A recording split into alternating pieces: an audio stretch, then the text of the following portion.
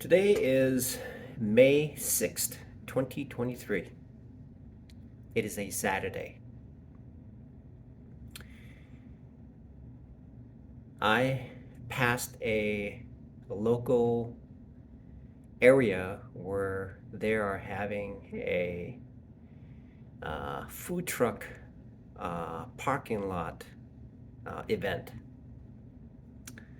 And I thought, wow, there's going to be a lot of good food there, I thought. And a lot of people are there too.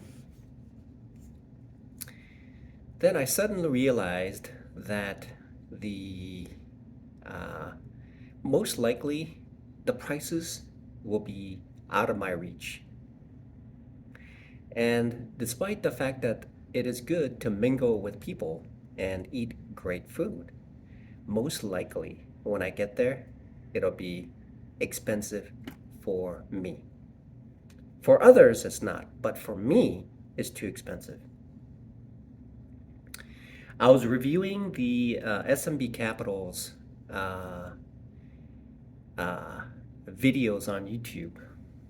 And what I found very, very interesting is that um,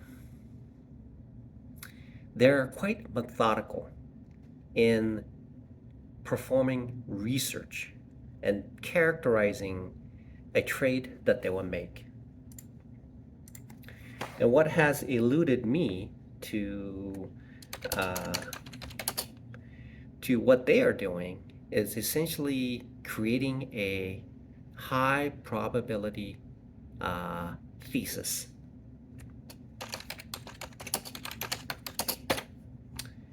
And so what that does is it means that essentially going to the moon and walking on the surface of the moon and what a particular behavior of a rock on the surface of the moon will be characterized by based on research.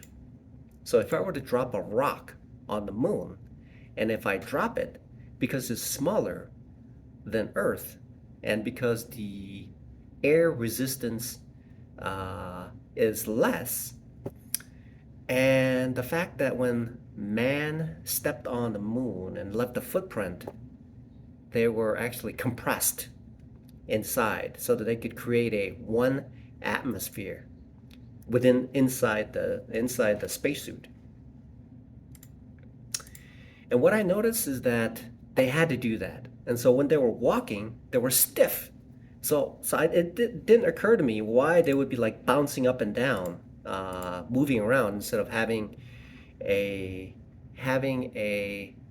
their joints, their spacesuit joints being able to move around a little bit like regular pants.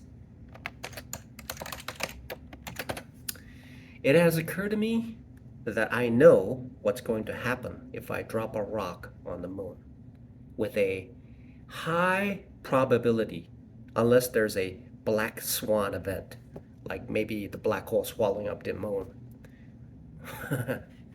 So that's how things work in the world of Wall Street. And my daughter would say, I believe she was like 2 or 2.5 years old, and and there was a couch, and she would count down from 10, 9, 8, 7, 6, 5, 4, 3, 2, 1, and she would say, blast off. And I can tell that even though that the moon um, essentially in a simile manner or relatively speaking, that going to the moon is essentially taking me from being a novice day trader to becoming a professional day trader. I know I'm already there. Despite the fact that the moon is not out, there's an overcast, it's not raining, the breeze is great, It feels cool for the Mayweather, not the boxing champion. Uh, the Mayweather is cool and the air is crisp and it feels good. Soon it'll get really warm too during the summertime. So essentially, day trading, just like the seasons, in this area, unless there's a black swan event, spring will follow winter. Summer will follow spring. Fall will follow summer. And winter will follow fall. Those are the things that repeats over and over and over and over again.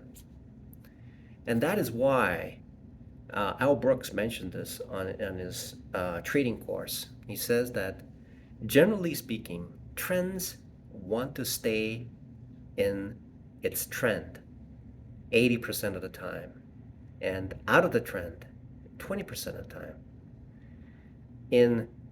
If I was working for the man who runs the company, his company, then he would want me to concentrate on the 20% of the work that makes 80% of the impact, whereas 80% of the work essentially impacts 20% of the work. So going to the moon and day trading is essentially synonymous. I already know what's required to be there. What's required to be there is essentially blast off. And then what happens is that there has to be a characterization that I define based on what I see. Specific characteristics, essentially defining what's on the surface of the moon is this. There is a specific pattern that I recognize, and that pattern repeats. Tim Sykes says this. He's been looking at it. He mentioned this on one of his videos. He said 30 years ago he saw this pattern and it repeats to that day and will repeat again and again in a slightly manifested manner, slightly altered manner, but the core principle is the same. And so on the surface of the moon in day trading world, it requires a specific identification of a setup. Recognition of that setup. Then there is risk management to counter the 20% or the capital protection.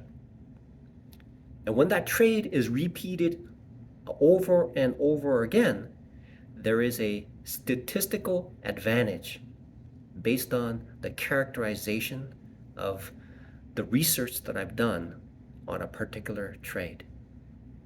That has been proven over and over throughout all across the globe. And I have to say that is very, very similar to Jesus Christ.